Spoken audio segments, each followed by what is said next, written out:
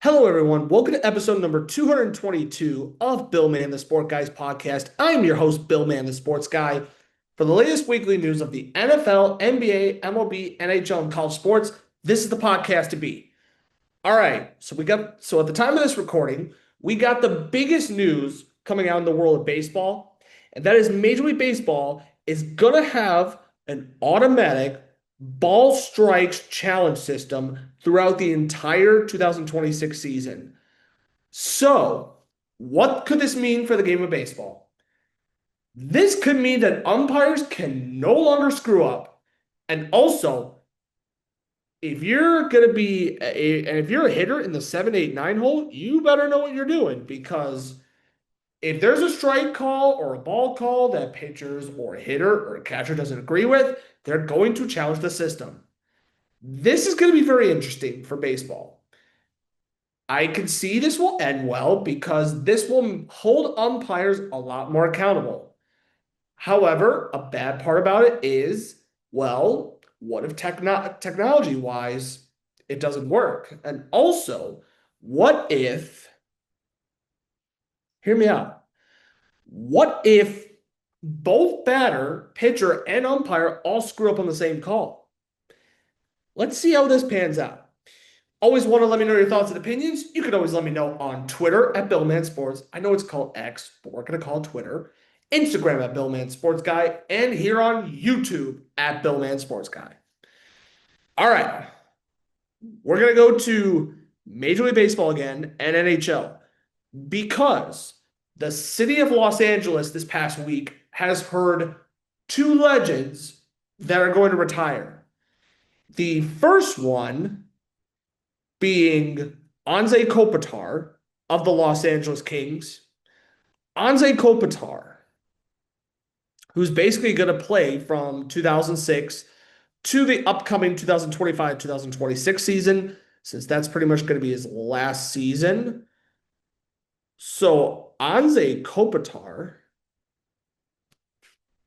who has played for a really long time with the Los Angeles Kings, now before the season, in 1,454 games, he has scored 440 goals, 838 assists for 1,278 points.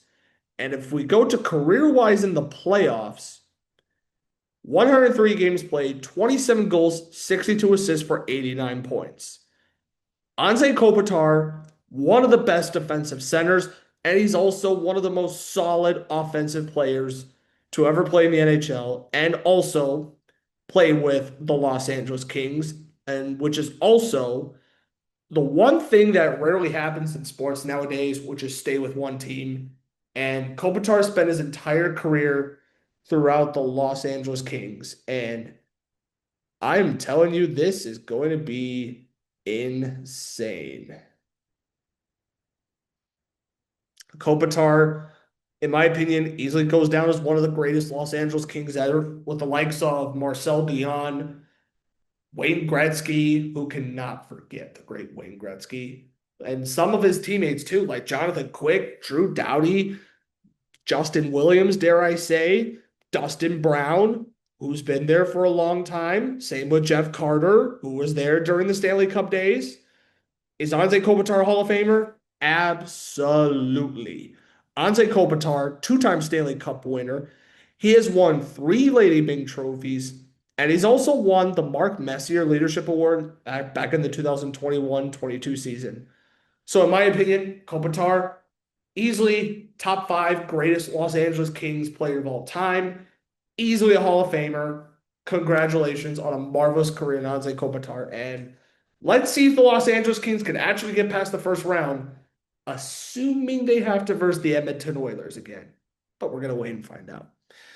All right, next up, Clayton Kershaw, one of the best pitchers to ever pitch in baseball.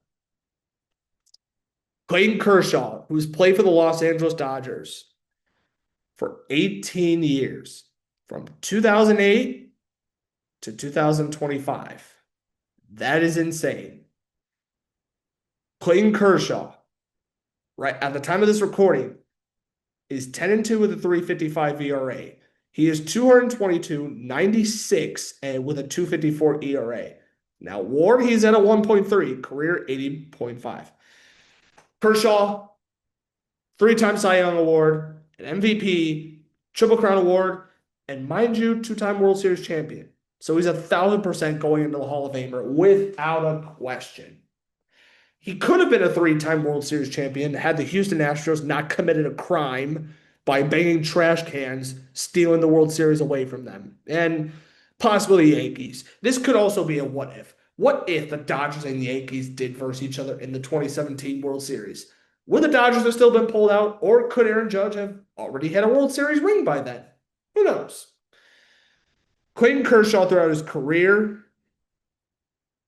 well, actually, career strikeout wise, he has over 3,045. He just joined the 3,000 club. So, congratulations to two legends in the city of Los Angeles, to Clayton Kershaw and Anze Kopitar. Both of them are easily Hall of Famers, and I wish them nothing but the best of luck in retirement, and especially the Kopitar after the 2025-2026 season. All right. The next thing we got to bring. You know what? It's that time of the year again. Power rankings entering to week 4. We've had a very entertaining, good 3 weeks of football. And as a football fan, I can't complain. All right. Let's go with the list. Number 32, basically where they belong, is the New Orleans Saints. The Saints, let's be honest, the Saints are not going to be good at all, regardless who you put at starting quarterback. Whether it's Spencer Rattler or Tyler Show, neither of them are potential superstars. Neither of them are first overalls. That's really it. The Saints, Alvin Kamara, the defense, they are once a shell of themselves. So Saints are basically hitting the retool button pretty hardly. All right. Number 31. Dropping one spot from last week, which is the Tennessee Titans. Look, they got taken to school by a Daniel Jones Indianapolis Colts team. Cam Ward, I still believe there's a bit of promise in there, but is he the potential superstar? Tony Pollard had a meh game, and like Aomar was quiet. Apologize if I said it wrong. Just nothing was going the Titans' way. And just they're in the same category with the Saints that it's just going to be a long year regardless. Number 30. I'm actually going to give it to the New York Jets. The Jets almost had it. They almost pulled off a win. But Baker Mayfield and the Tampa Bay Buccaneers came back and won. Pretty simple. Glenn Campbell almost knew what he was doing, but it's not going to get any easier, folks. I mean, I hate to bring it to you because it's the Jets. What do you expect? They do have a bye week, and they don't play it again until actually, I take that back. They play Monday, this coming Monday against the Miami Dolphins. Is it going to get any better? I don't know. All right, number 29. Dropping one spot from last week is the New York Giants. Both New York teams almost pulled off a victory, but to no avail. Patrick Mahomes, Travis Kelce, Andy Reid basically put a stop to it. The Giants, Russell Wilson, honestly does not look like a shell of himself whatsoever. Is it time? Is it time to start the rookies for the New York Giants? That's basically my biggest question.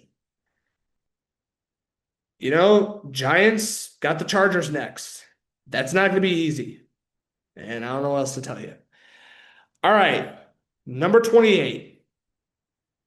Going up 4 spots from last week, the Miami Dolphins. entertaining game. They almost had it.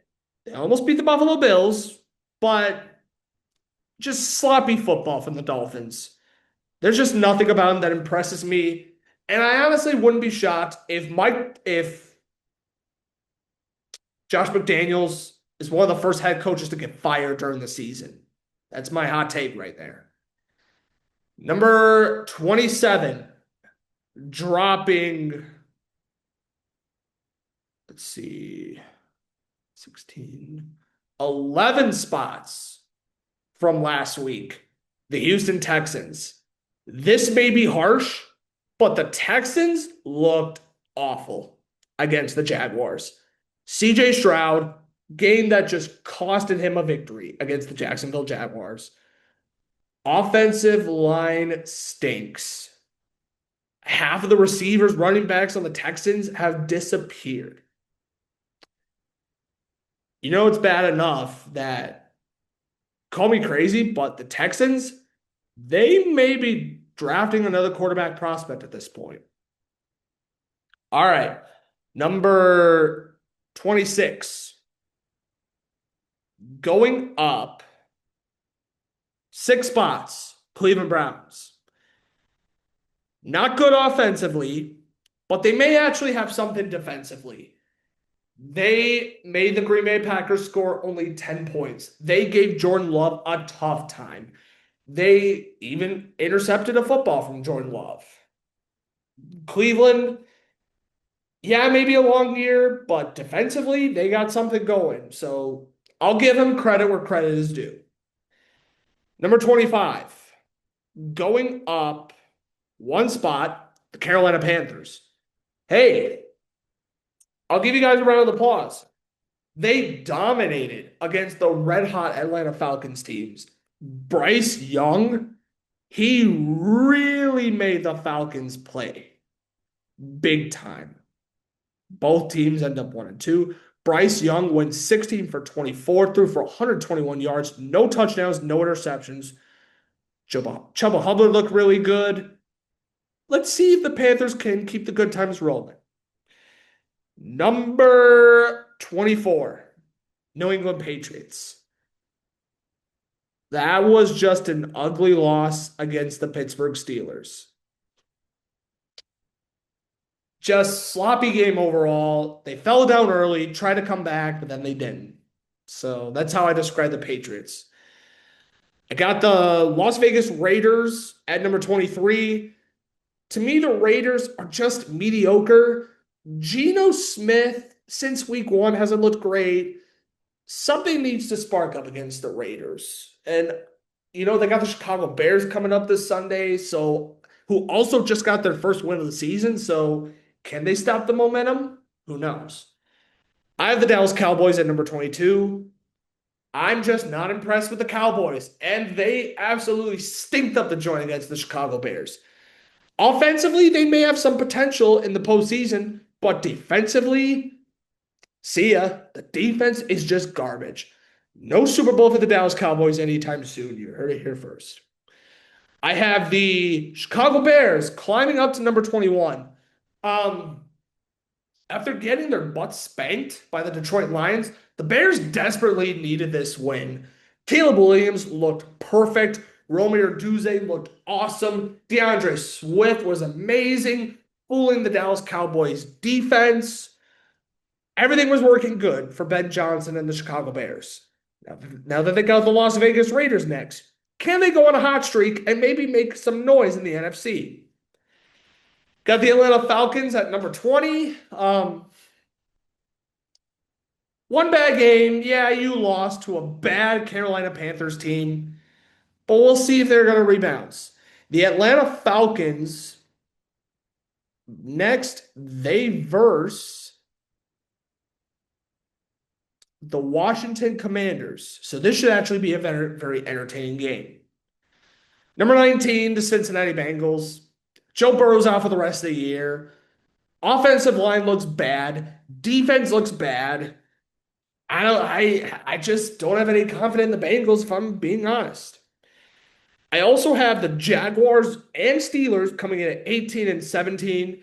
Both of them prospectively looked pretty good. The Jaguars, excuse me, they pulled off a last minute win against CJ Stroud and the Houston Texans. Now, as for Aaron Rodgers, he threw his 509th career touchdown against the Patriots. The Steelers, they're just going to be 500 till further notice. And for the Jaguars, maybe something is cooking. We'll see.